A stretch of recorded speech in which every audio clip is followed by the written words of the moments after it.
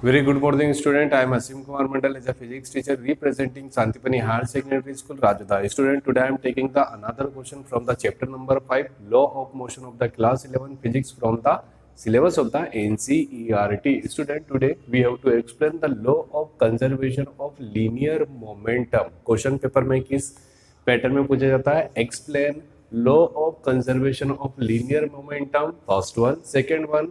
Prove that in absence of any external force the linear momentum of moving particle is constant. We have to prove linear momentum, that means a p will be equal of constant. This is a demand of a question. Okay students, so we will start with the basic concept related to linear momentum. देखिए ये जो चीज है linear momentum, तो उसके पहले हम ये समझेंगे मोमेंटम क्या होता है, मोमेंटम की रिक्वायरमेंट क्यों पड़ी, उसका कहाँ पर यूज होता है, क्या क्या उसके एप्लीकेशंस है। Okay students, so we will start with the word linear momentum. Linear momentum से पहले मैंने आपको क्या बोला, मोमेंटम को समझेंगे। Okay student, let we consider this is a rigid body, okay, and this is a any strip. मैं यहाँ पर एक थ्रेड ले रहा हूँ and the mass of object will be equal of small m. What is the mean of the small M? Small m that means a mass of body.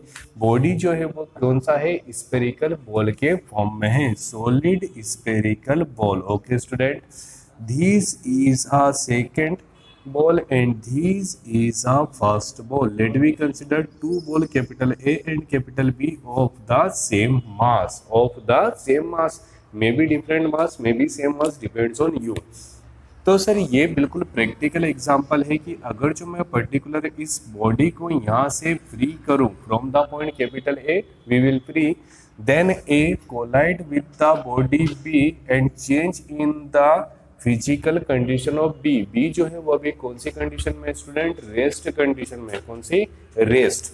आपको पता होगा according to the Newton first law, ठीक है, if any body in the rest position, तो वो rest में ही रहेगी। अगर जो मोशन में है तो वो मोशन में ही रहेगी in the absence of any external force. This is a Newton's first law. Newton's first law also defined by the law of inertia. What is the meaning of the inertia? A property of matter. Property of matter. मैंने बार बार बताया, table का example भी लिया था। अगर जो कोई एक बुक टेबल के ऊपर है तो वो उसी पोजीशन पे रहेगी in the absence of any external force. This property of matter are known as the inertia, are known as the inertia. But first law में ये बताया है what is the mean of the force. Force that means a push और pull, that means a action of every day are known as the force. But कितना force apply करे, कितना amount, कितनी quantity, decide by the Newton second law. तो Newton second law में ये word आया है momentum. You know that very well. Applied force is directly proportional of the rate of change in momentum. तो पहले हम समझते हैं किसको स्टूडेंट? मोमेंटम। तो मोमेंटम क्या होता है, ध्यान से देखिए। अगर जो ये let be consider the mass of object will be equal of small a collide with the mass of object small m with the b. A जो है वो बी के साथ कोलाइड करेगा, तो जैसे ही ए बी को टच करेगा विद द डिफरेंट वेलोसिटी, यहाँ पर वेलोसिटी से क्या तात्पर्य है student? Here velocity represent the speed of coalition. देखिए जितनी वेलोसिटी होगी उतना पावर के साथ यहाँ पर कोलेशन होगा, और जितना यहाँ पर पावर लगेगा, because we know that P will be equal of m into v. What is the mean of the P equal to m into v? That means the momentum will be equal of mass into velocity. So मास तो हमेशा किसी भी particular, जैसे मैं हूँ, मेरा मास क्या रहेगा? कांस्टेंट रहेगा, but may be velocity increase और डिक्रीज।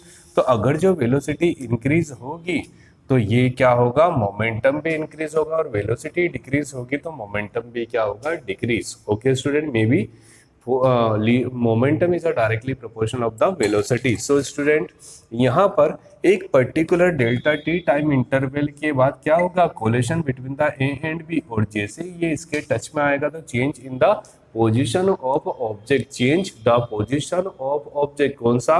सेकेंड वाले ऑब्जेक्ट की क्या हो जाएगी? पोजीशन चेंज हो जाएगी, रेस्ट टू मोशन। अगर जो ये मोशन में होता, फॉर एग्जाम्पल ये क्या होता? इधर से आता, और ये इस डायरेक्शन से आता आफ्टर द कोलेक्शन, ठीक है, motion will be convert into the form of the stationary, that means a rest. तो ये जो मैं बात बोल रहा हूँ, a certain time interval which can change the condition of object rest to motion or motion to rest, these particular property are known as the momentum। okay student, आपको inertia समझ आया? inertia that means that depends on the mass, momentum that means that depends on the velocity। two basic things between the inertia and momentum: inertia that means that depends on the mass, and momentum that means that depends on the velocity। if velocity will be increased, momentum increase; if velocity will be decreased, momentum will be decrease। okay student, now यहाँ पर एक और चीज समझते हैं, the types of the momentum। momentum basically divided into two category: first one linear momentum and second one is the centripetal momentum।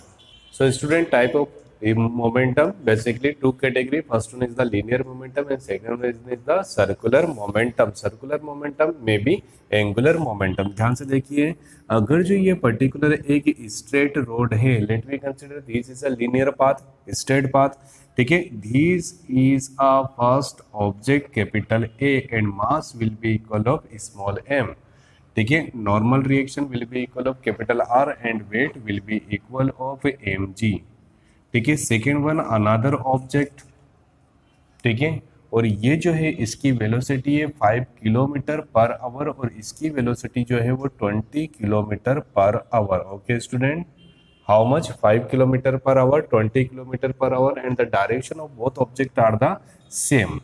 So after delta T time, ठीक है, B collide with the object A and change the velocity of A due to B. These type of phenomena are known as the linear momentum। But in the case of the circular path,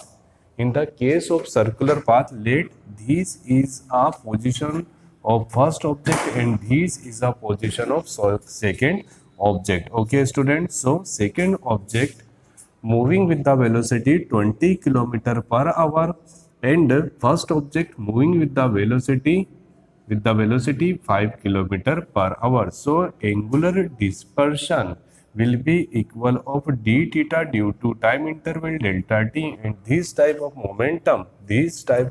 momentum are known as angular momentum। that means how many types of the momentums are there? two types, first one is the linear momentum and second one is the angular momentum। okay student, linear momentum depends on the linear velocity, angular momentum depends on the angular velocity। now what is the mean of this question? आखिर ये question हमको क्या बोल रहा है? we have to explain the conservation of linear momentum। what is the mean of the conservation student? देखिए, अगर जो मैं किसी दो सोर्स से मेरी इनकम है, हाउ मेनी सोर्स? दो सोर्स से मेरी इनकम है, let we consider capital A and capital B are two sources, और मेरी फैमिली में इन्वेस्ट हो रहा है, मैं खर्चा कर रहा हूँ एजुकेशन पे, फूड पे, रेंट पे, सर्विस पे एंड सो ऑन।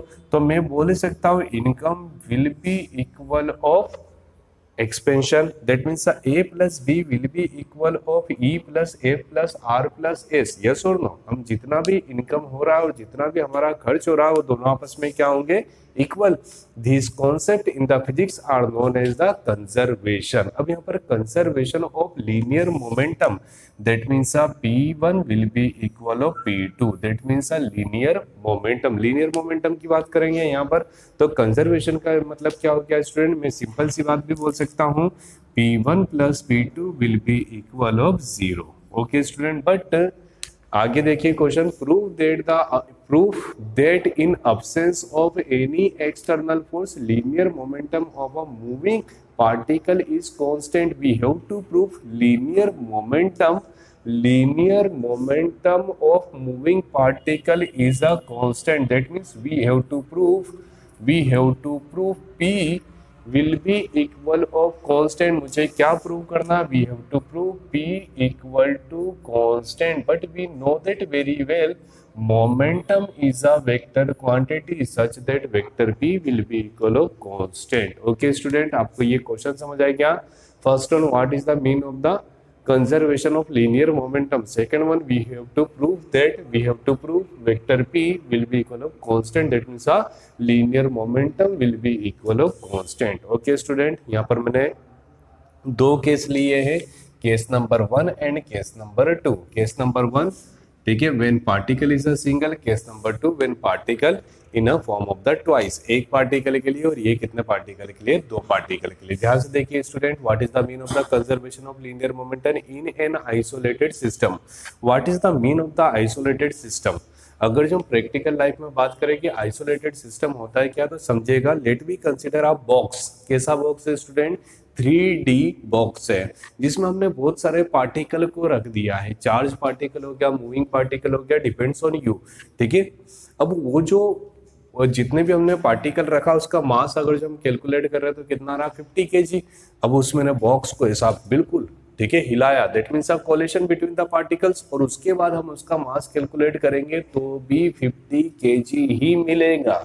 मतलब before collision and after collision mass will be equal. अगर जब मास की बात करें तो mass will be equal, charge calculate कर रहे हैं तो चार्ज विल बी इक्वल। तो this type of the system are known as the isolated system. Okay student, what is the mean of the isolated system, before and after both are same. So let us discussion about the isolated system. In an isolated system, the vector sum of linear momentum of all bodies of a system is conserved and is not affected due to their action and reaction। जैसा भी मैंने बोला है, action and reaction मतलब कुछ भी आप perform कर रहे हो, after collision, before collision, both are same। So these property are known as conservation of linear momentum for the isolated system।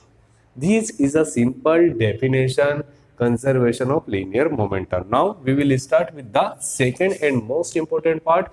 We have to prove linear momentum will be equal of constant for the first particle, for two particle। Let we consider a particle and momentum will be equal of p due to delta T, force will be equal of capital F. ये हमने consider करा। Student ध्यान से देखिए, according to the Newton second law, what is the mean of the Newton second law, the rate of change in linear momentum is a directly proportional of applied force.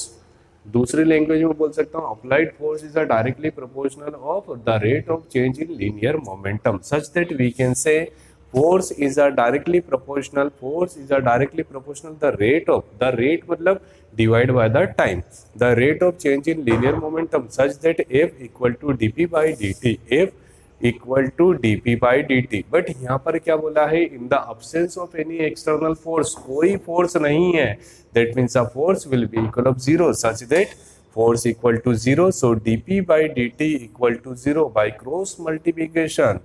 देखिए student, maths physics उसी को अच्छे से समझ आ सकता है जिसका maths अच्छा होगा। एज अ टीचर ये सेंटेंस मैं आपको बोल रहा हूँ, अगर जो आपको फिजिक्स के डेरिवेशन सीखने हैं तो आप मैथ्स के डिफरेंशिएशन और इंटीग्रेशन पे थोड़ा सा होमवर्क कीजिए। Okay student, so by use of the cross multiplication we getting delta P equal to 0। What is the mean of the delta, delta is a symbol of differentiation. तो अगर जो differentiation इस तरफ जाएगा तो क्या हो जाएगा, integration, and integration 0 equal to constant.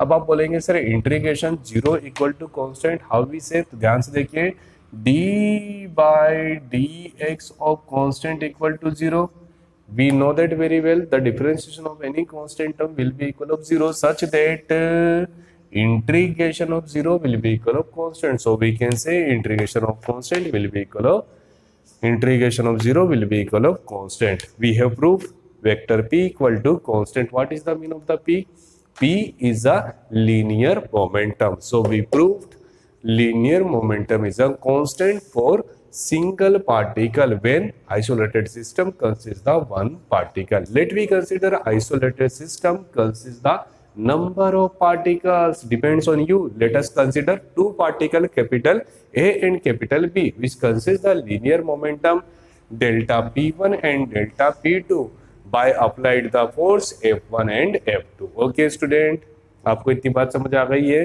ठीक है। मैं किसी एक पार्टिकल पे फोर्स F1 अप्लाई कर रहा हूँ तो उसका मोमेंटम कितना है, डेल्टा P1। F2 अप्लाई करा तो उसका मोमेंटम कितना है, delta P2। But according to the Newton second law we can say force is a directly proportional, force is a directly proportional of the rate of change that means a delta T, F1 and F2। but according to the Newton third law we can say we can say F1 equal to F2। कल हमने पढ़ा था हमने कल पढ़ा था action will be equal of reaction with the opposite direction, मतलब ये दोनों आपस में इक्वल होंगे और एक पर क्या आएगा नेगेटिव साइन। तो हमने ये वैल्यू पुट करी है और इसकी जगह पर ये वैल्यू। अब आगे देखिए student, delta P1 by delta T, negative convert into the form of positive, so delta T will be equal of 0। Student take भी हमने यहाँ पर एलसीएम लिया, so here delta T will be equal of delta P1 plus delta P2 will be equal of 0। by use of the cross multiplication we getting delta P1 plus delta P2 equal to 0 by getting the common factor delta P1 plus P2 equal to 0। delta P1 plus P2 equal to 0।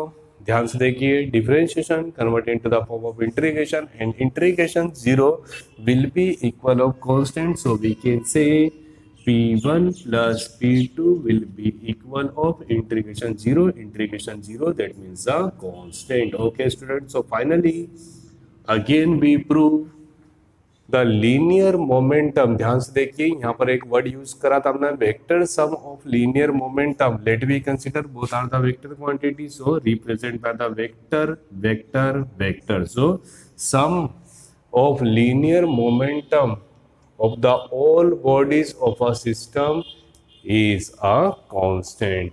okay student, I hope you getting the proper solution related to this type of question। okay student, or also define the law of conservation of linear momentum। thank you so much to watching this YouTube channel of Santipani Higher Secondary School Rajata। क्या करना है, like, share, subscribe and also study from our channel। thank you so much।